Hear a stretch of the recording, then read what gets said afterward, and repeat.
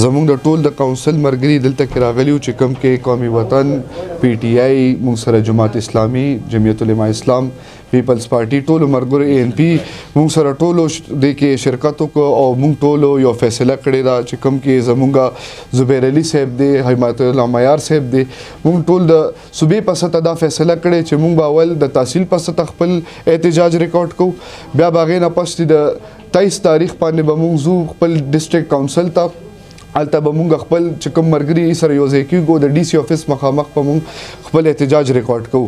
دې سره سره به په 24 تاریخ باندې به مونږ بیا ځو د سی ایم اوس مخامخ او د اسمبلي مخامخ په خپله درنه ورکوو دا د مقامي حکومت د اختیاراتو او د دې د بحال کېدو دپاره د دې خپل قوم د پاره دا جنگ دی نو ان شاء الله مونږ خپل قوم د پاره هر ځای کې ولاړ یو د دې مدد وکړو او ان شاء الله د دې بحالېدو د پاره چې مونږ نه څه کېږي کو زمونږ په وینم کار کېږي ان شاء الله مونږ به ورسره کوو زمونږ چې څومره اے سی آرز هغه چې کم دی مونږ نه ټرانسفر شوي دي ټول افسرانو ته د هغې نه علاوه مونږ سره فنډز نشته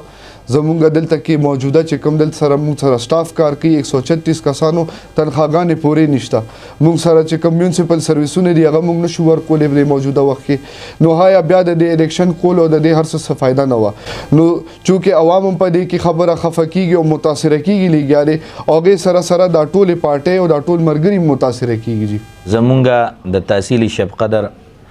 د څومره په آل پارټي د هغې ملګري مونږ دلته راټول شوي او زمونږ احتجاج او زمونږ د اجلاس دا صرف د دې دپاره دی چې را روان د 23 تاریخ دپاره کوم لایحې عمل دی د 400 ته تګ دی هغه او بل بیا په 24 تاریخ باندې چې کوم د صوبې په سطح احتجاج دی د هغې دپاره زمونږ چې کوم دا احتجاجونه دي دا د عوامو په حق له باندې دي عوامو ته بعضې خلکو ته د دې معلومات شته او بعضې ته نشته چې زمونږ الیکشن شوي دی نو دوی زمونږ نه ټول اختیارات اغوښتي دي لا تر اوسه پورې موږ د فنډز دا نشته د ټیمو چې څومره خبرې دي هغه تر اوسه پورې د ټیمې زمونږ شف قدر خو دا ډیره متاثره ده موږ د ډیر مشکلات دي نو په دغه حق له باندې چې څومره زمونږ عوام دي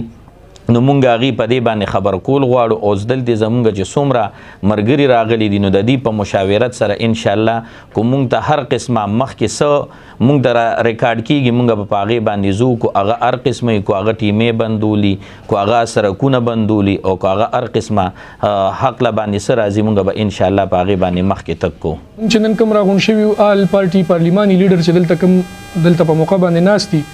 نو هغه مونږ د دې دپاره راغونډ شوي چې زمونږ د 2013 اکټ کې چې کوم ترمیم لاندې چې کوم الیکشن شوی هغې کې مونږ سره ناانصافي شروع ده او ناظمانو سره خپل حق هغې له نه ورکوي چرمینانو له خپل حق نه ورکوي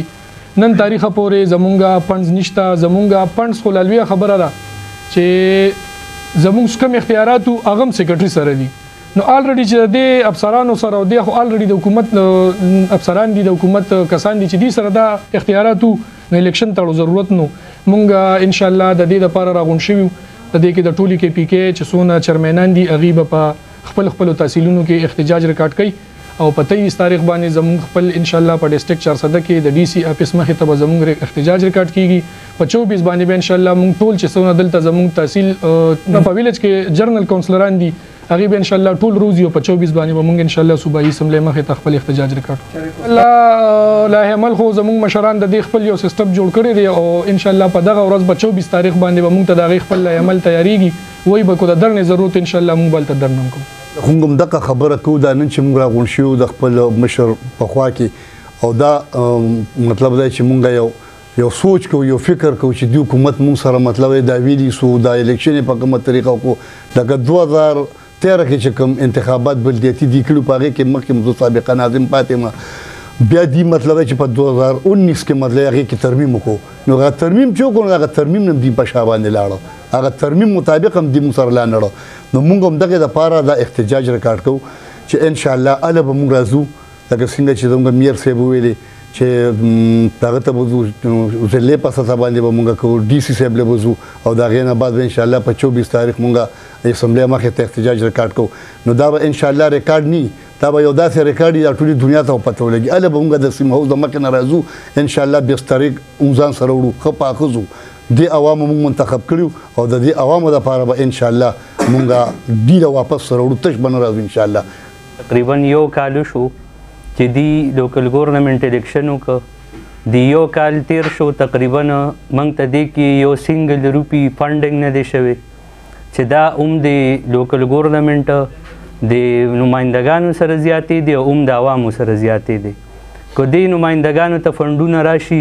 د دې عوامو کارونه به وشي، فرشبندۍ به وشي، صفایانې به وشي. خو زه به دا یو خبره وکړم جي چې دومره غیر فعال، دومره بیکاره نظام او دا کم کې پی کې ګورنمنټ چې کوم مطلب معاملات شروع کړي دي نو دومره غیر فعال نظام اوسه پورې د 1947 نه واخلې نن پورې نه دی راغلی چې یو کال تیر شو یو روپۍ فنډینګ نه دی شوی. ټول هر شی چې کوم دی نو فریز شوی دی. مکمل لوکل ګورنمنټ الیکشن دی هسې بس وکړه په دې خلکو باندې منډې والې. عوام مونږ ته سترګې دي، تمه لري او المیه دا ده چې هېڅ قسمه فنډینګ نشته. نو انشاءالله څنګه چې د مشرانو اعلان وکړو زمونږ په دې په خبره باندې امن او صدق نه ده. مونږ به انشاءالله د تحصیل په سطح، د ضلعې په سطح او که خیري په 24 تاریخ باندې د ټولې ضلعې د صوبې په سطح باندې د اسمبلي حال مخې ته چې کوم دی احتجاج کوو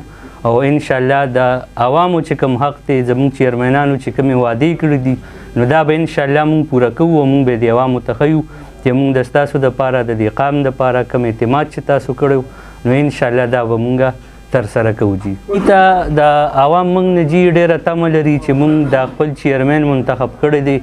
دی به مونږ له فرشبندي وکړي، دی به مونږ له صفایي وکړي، دی به چې کوم دی نو مختلفو ډیولپمنټل پراجیکټس پر وړي. دلته به چې کوم دی دستکارۍ سنټرې به کولو شي، د سپورټ سامان به چې کوم دی کلاړیانو ته میلو شي. خو چې فنډ نه میلاویږي نو دا ټول سیستم فریز دی او مکمل چې کوم دی نو زه به داسې ووایم چې دا د لوکل ګورنمنټ توهین روان دی چې کوم صوبایي حکومت کوي.